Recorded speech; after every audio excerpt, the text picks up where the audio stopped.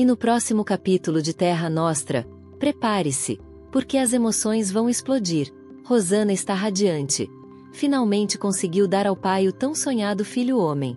Gomercindo, tomado pela emoção, mal consegue conter as lágrimas. Mateu também não esconde o orgulho. O sorriso dele diz tudo. Nesse momento, o choro do bebê ecoa pela casa. E o coração de todos se enche de alegria. Gomercindo se aproxima, tremendo, com os olhos marejados. Ele abraça a filha e diz, com a voz embargada: Deus te abençoe, minha filha. Você me deu o maior presente da vida. Mas, enquanto todos comemoram, Angélica observa em silêncio. Por fora, tenta sorrir.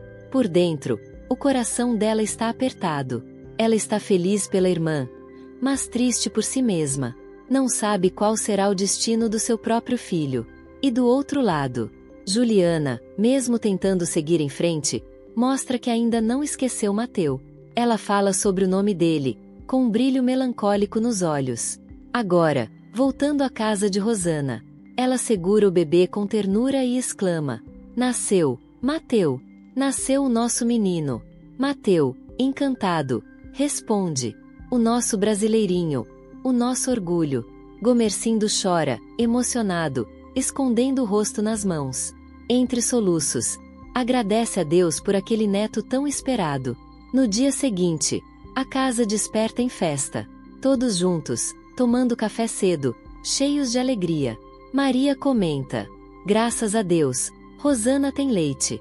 Eu não tive essa sorte. As minhas meninas mamaram no peito das escravas. No quarto, Rosana conversa com a irmã.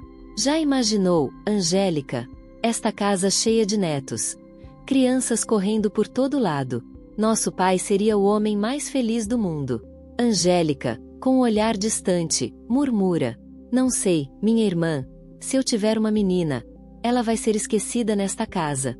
Rosana reage na hora: não fala isso, pelo amor de Deus. Enquanto isso, Paola não consegue mais se afastar de Francesco. Ela vai até o banco para vê-lo, e o clima entre os dois é cada vez mais intenso. Mesmo casado, ele não consegue esconder o sentimento que cresce dentro dele.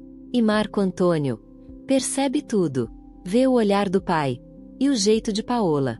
A desconfiança aumenta a cada dia. Paola tenta se despedir. Francesco, eu preciso ir. Ele se aproxima e sussurra ao ouvido dela: amanhã, nós almoçamos juntos.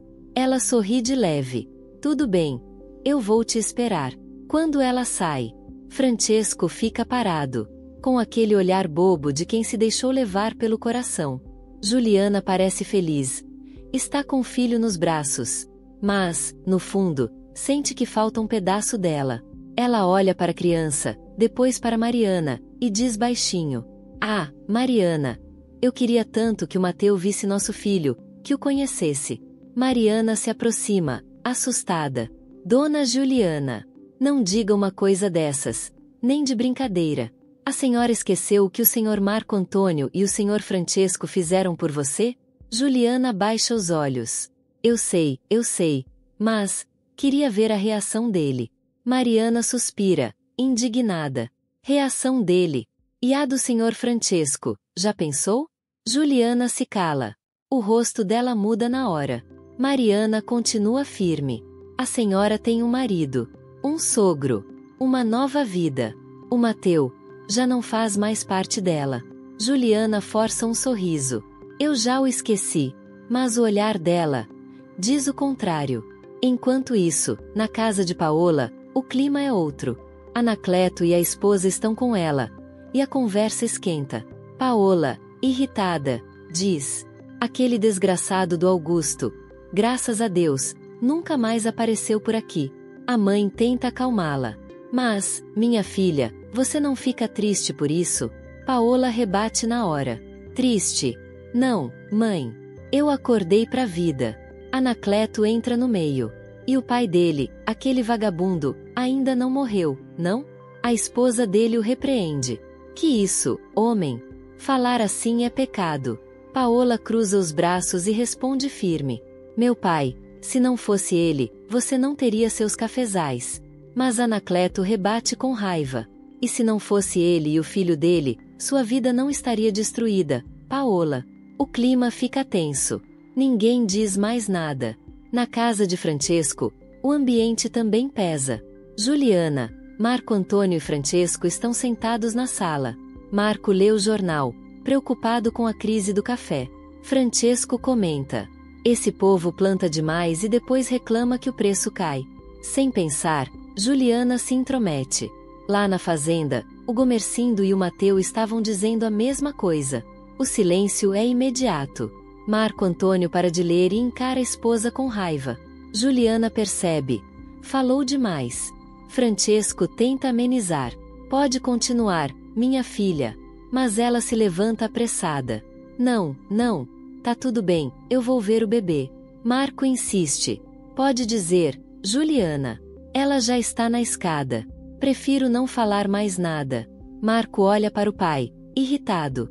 Ela não esqueceu aquele italiano maldito. Francesco tenta defender. Meu filho. Ela só fez um comentário. Nada demais.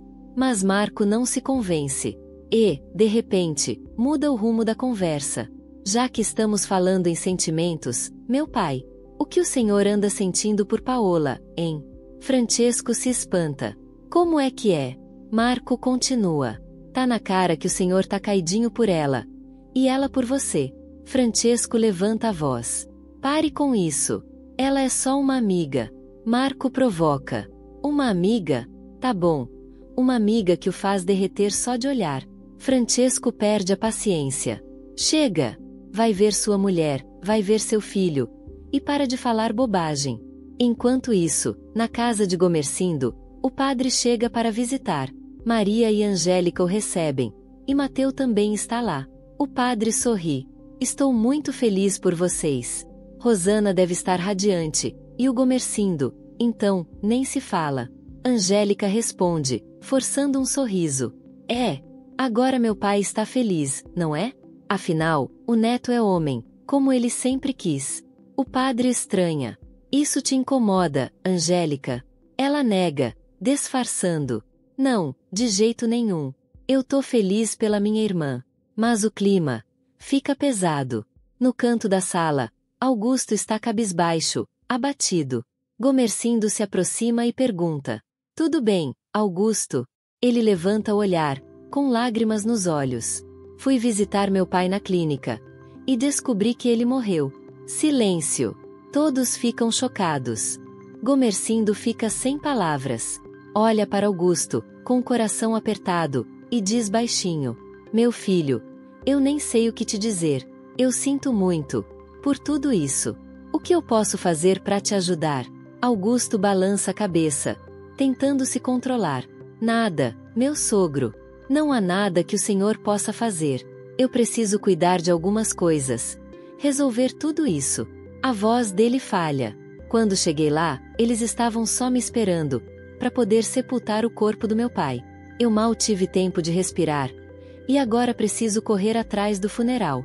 Gomercindo se levanta decidido. Você não vai fazer isso sozinho. Vamos, Augusto. Eu vou com você. Enquanto isso, no quarto, Rosana balança o bebê nos braços. A cena é terna. Mas o clima logo muda. Angélica entra, visivelmente aflita. Minha irmã, estou angustiada. Até agora, Augusto não deu notícia. Será que ele já soube da morte do pai? Rosana tenta acalmá-la. Calma, minha irmã. Está tudo bem. Ele deve estar resolvendo as coisas. Provavelmente já sabe de tudo. Mas Angélica continua inquieta. Eu fico pensando se ele está sofrendo sozinho, sem ninguém por perto. Rosana respira fundo e acaba soltando algo que não devia. E você já pensou no que vai fazer com toda aquela terra que vão herdar? Seu marido não sabe administrar nada mesmo. Angélica fecha a cara na hora. Por favor, Rosana. Eu não quero que você fale assim do meu marido. Eu não admito. Rosana tenta disfarçar. Ué, mas você mesma vive reclamando dele, dizendo que ele não sabe cuidar de nada. Angélica retruca. Firme. Mas eu posso falar. Ele é o meu marido. Só eu posso. Rosana ergue as mãos, meio sem graça. Tá bom, desculpa, minha irmã. Angélica insiste, exaltada. Você sabe que eu sempre respeitei o seu marido, o seu italiano. Nunca falei mal dele pra ninguém. Rosana tenta rir da situação. Nossa, mas por que tanta raiva? Eu só quis conversar, como sempre fizemos. Angélica corta na hora. Não, Rosana. Eu sempre respeitei o seu marido, e quero o mesmo respeito pro meu. Só eu tenho o direito de falar dele, e mais ninguém. Ela se aproxima, encara a irmã e diz com firmeza. E fique tranquila. Eu e o Augusto vamos cuidar da fazenda. Juntos. Vamos superar isso, e vai dar tudo certo. Rosana abaixa o olhar, se rendendo. Tudo bem, minha irmã, não foi por mal. Desculpa. Mais tarde, no quarto de Angélica, o clima é pesado.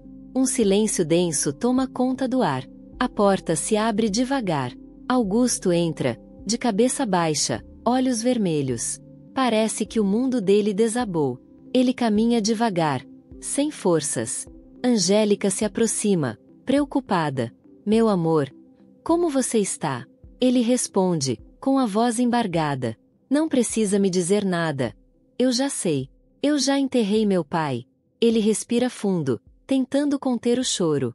Eu o sepultei ao lado da minha mãe. Agora, os dois estão juntos. Angélica o abraça forte. E, pela primeira vez, Augusto desaba nos braços dela. Meu mundo desabou, Angélica. Ele desabou completamente. Agora eu estou sozinho. E tenho que cuidar de tudo. De tudo. Angélica se aproxima, aflita. Augusto. Como você pode falar uma coisa dessas, meu amor? Não fique assim. Não sofra desse jeito. Você tem a mim. Você esqueceu? Eu estou aqui com você. Ela segura a mão dele com ternura. Não sou só eu, meu amor. Nós somos uma família. E eu sempre, sempre estarei aqui por você. Augusto a abraça forte. Eu sei, meu amor. Me desculpe. Eu só preciso descansar um pouco. Acabei me expressando mal. Mas não fique assim. Eu amo você. E sei que sempre posso contar com você. E o capítulo de hoje termina por aqui, pessoal. Mas antes de encerrar, me contem aqui nos comentários. Vocês acham que Juliana deveria mesmo esquecer o Mateu de vez? Seguir em frente. Viver a vida dela. Sem ficar lembrando ou falando o nome dele por aí. Ela já está casada com Marco Antônio. Tem o suposto filho verdadeiro nos braços. Mas será que não seria hora de tentar viver em paz com o marido? Deixem aqui a opinião de vocês, eu quero muito saber. Na minha opinião, Juliana devia sim lutar pelo que sente. Voltar pro Mateu. Seguir o coração, mesmo que doa. Agora, falando de outro casal. Francesco e Paola. Gente, convenhamos. Francesco é bom, é de coração enorme. Mas vamos falar a verdade. O homem é um velho babão. Paola tá mais pra cuidadora do que pra esposa, né? Uma moça linda, nova. Ficando com um homem daquela idade, ela devia era estar com um tipo Marco Antônio. Quem concorda, comenta aqui embaixo. E sobre Rosana e a irmã, vocês acham que Rosana tá passando dos limites? Debochando, falando mal do marido da irmã. Sempre com aquele tom venenoso? Olha, sinceramente, quem é Rosana para falar alguma coisa? Ela mesma forçou o próprio casamento. Pelo amor de Deus. Foi um casamento ridículo. E ainda vem falar mal do marido da irmã? Pra mim, ela devia era ficar calada. Porque o dela foi a coisa mais vergonhosa que já se viu. Então, pessoal, deixem aqui seus comentários. Inscrevam-se, ativem o sininho. E confiram o capítulo anterior, que tá imperdível. Até o próximo!